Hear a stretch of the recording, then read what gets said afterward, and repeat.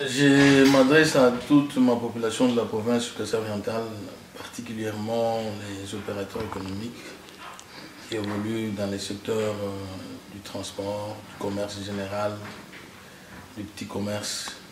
Je leur adresse ce message en disant que pour développer notre province, nous avons besoin de contribuer. Contribuer avec quoi? Avec le peu que vous payez à travers l'impôt et les taxes. Toutes les provinces s'acquittent de cette obligation-là. Toute la population de la RDC, celle qui habite la ville-province de Kinshasa, le Katanga, le Lualaba, Nord, Sud Kivu, province orientale, l'ancienne province orientale,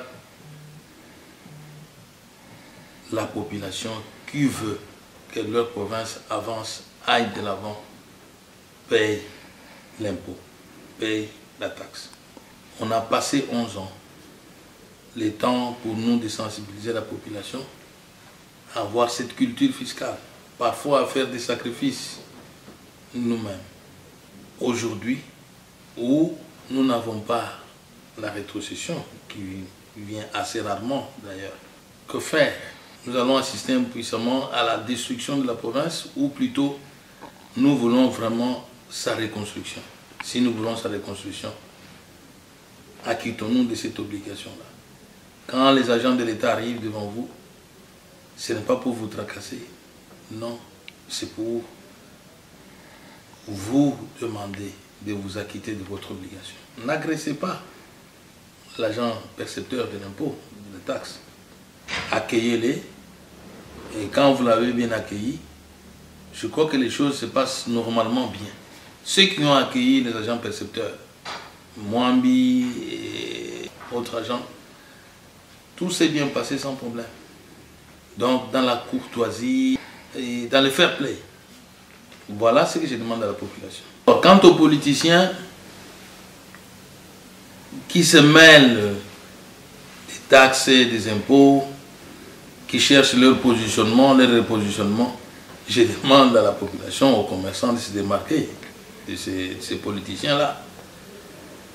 Ils ont échoué ailleurs, maintenant ils sautent sur l'affaire des taxes et des impôts pour pouvoir ressusciter. Mais alors, je demande aux commerçants, aux opérateurs économiques, de faire la part des choses, de faire un choix. Un choix, si vous voulez être un bon commerçant, faites un choix. Ou vous êtes politicien, ou vous êtes commerçant. Parce que l'État n'entend pas reculer sur les menaces des politiciens. Non. Donc, ou peut-être nous allons vous considérer comme politique, et alors nous prendrons les mesures conséquentes y afférentes. Quand on sait que nous sommes toujours assis autour d'une table, autour de ce que nous appelons dialogue social, et nous avons toujours trouvé des solutions. J'ai réuni les opérateurs économiques. Personne n'a été contre le paiement des taxes et des impôts.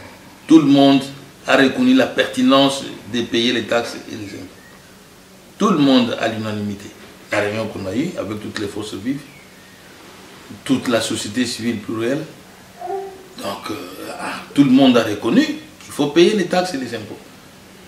Peut-être ce que vous pouvez décrire, les actes sporadiques qu'il faut dénoncer, s'il y en a eu, il faut dénoncer et les mesures conséquentes peuvent être prises. Mais à ma connaissance, les agents percepteurs de l'impôt et de la taxe se sont toujours dirigés vers les administrateurs des marchés, vers le président de la FEC, vers le président des syndicats, pour travailler en collaboration avec eux, de manière à permettre aux opérateurs économiques de payer leurs taxes et leurs impôts. J'entends, il y a des tracts comme toujours, c'est-à-dire les politiciens en perte de vitesse sautent sur l'occasion des taxes et des impôts pour pouvoir ressusciter. Ne leur donnez pas cette chance-là, parce que sinon, vous serez considéré comme un politicien.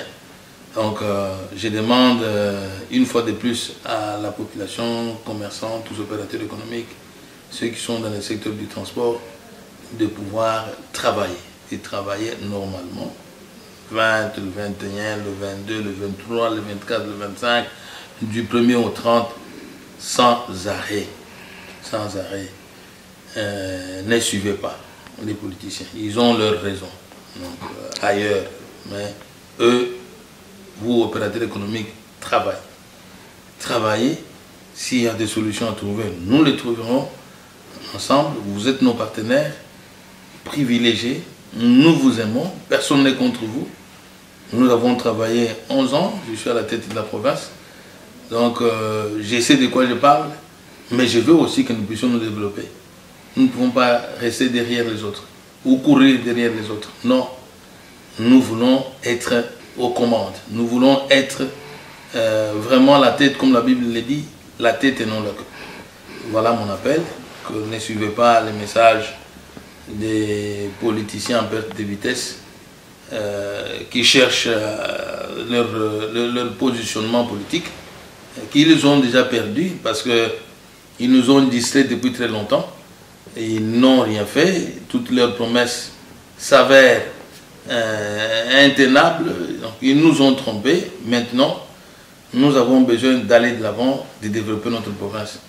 Alors, saisissons cette opportunité. Acquittons-nous de nos obligations. Et s'il y a à discuter, on discute, on trouve toujours des solutions. Voilà ce que je demande à la population.